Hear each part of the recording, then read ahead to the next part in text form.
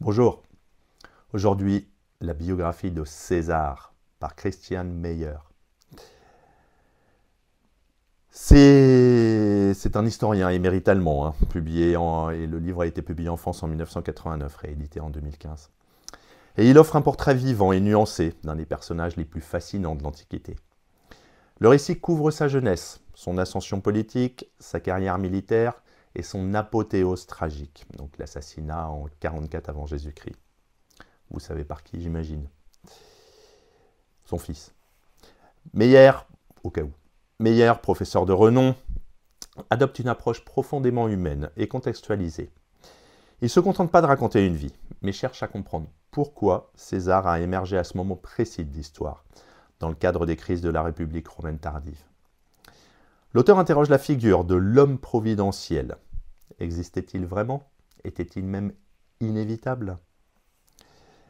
L'ouvrage suit un ordre chronologique, ponctué de réflexions politiques et psychologiques.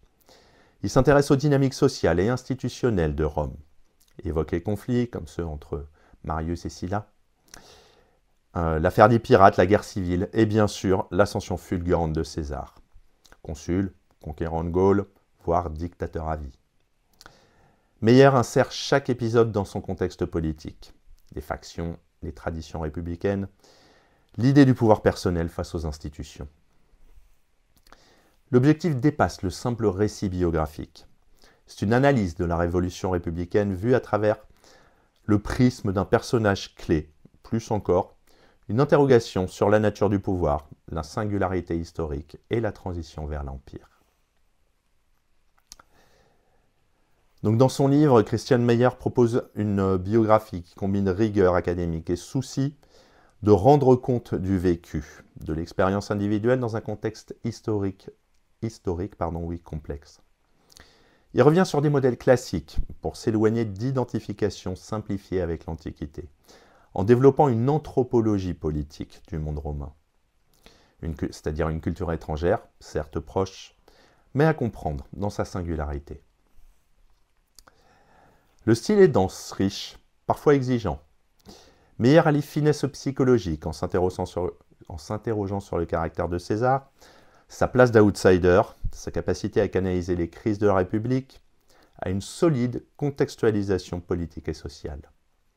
Le récit, s'il est vivant, ne mise pas sur le spectaculaire, mais sur la compréhension profonde des forces à l'œuvre. Ce qui distingue l'ouvrage, c'est la volonté de questionner la notion d'homme providentiel, centrale à la réception de César. Meyer incite à se demander si l'histoire suit des trajectoires inévitables ou si des individus exceptionnels les façonnent. Ce questionnement donne une dimension réflexive, rare pour un ouvrage biographique. Dans le livre, donc, on a évidemment Jules César, c'est le sujet principal, qui est dépeint comme énergique, charismatique, audacieux, mais aussi intelligent politiquement, capable de s'adapter. Meyer refuse l'image unidimensionnelle du conquérant. Il en fait un homme en crise avec son époque, conscient des limites républicaines et porteur d'un projet personnel mais ancré dans le collectif. Il apparaît également comme une figure de rupture et de transition. Il y a des acteurs secondaires, mais bon, c'est brossé à la manière des historiens antiques, on va dire. Il faut que je reprenne ce que j'ai écrit. Donc Marius, Sylla, Pompée ou encore les pirates. Finalement, les points forts en conclusion, il y a une approche réfléchie, donc pas de simple biographie hagiographique, mais un portrait psychologique et politique nuancé dans un grand contexte. Il y a une rigueur et une érudition, puisqu'il a pris énormément de sources. Historiographiquement parlant, j'ai hésité à la mettre, celle-ci, c'est accessible en fait à un lectorat large. Et il y a une approche réflexive, c'est-à-dire qu'elle questionne la place de l'individu dans le cours de l'histoire. Ça interroge le processus révolutionnaire également républicain. Quelques limites, un style dense et un focus sur César, mais bon, ça c'est ce que certaines personnes ont dit. Moi je pense qu'une biographie doit principalement se concentrer sur l'individu. À bientôt.